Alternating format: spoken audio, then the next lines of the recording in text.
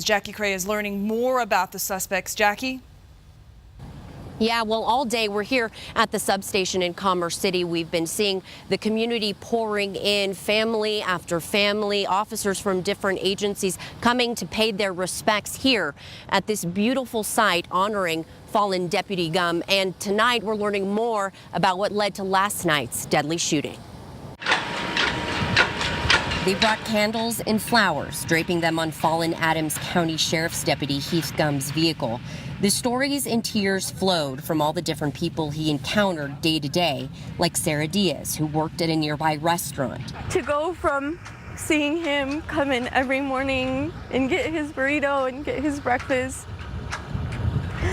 and just knowing that there's a group of officers that are hurting in a community that's hurting. The story of what led to his death is still unfolding. An assault call from an Adams County neighborhood, a suspect chase and confrontation behind a house, and a fatal shot fired at Deputy Gumm. One suspect in custody, but detectives are looking for two more. We do not believe that the other two suspects that were part of the original call were involved in the shooting of our deputy. Gumm was shot in the chest, but was wearing a bulletproof vest. Whether it was a failure of the vest or whether he was hit in an area where the vest didn't cover, we should know more after the autopsy.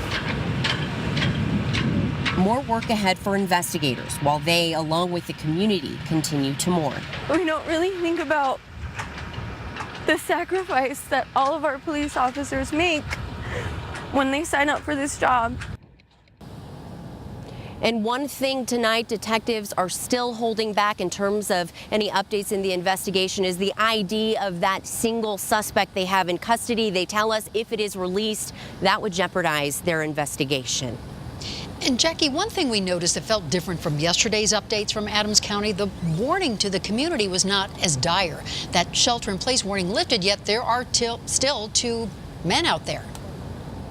Right, and yesterday or early this morning, I should say, they released that kind of shelter-in-place warning to the community because they're fairly confident the suspect they have in custody is the shooter and that he's the only person involved in that situation that led to Deputy Gumm's death, and they believe the other two suspects were only part of that first scene that the deputies responded to an assault call in that neighborhood last night. I see. Thank you. Thank you, Jackie, for that report.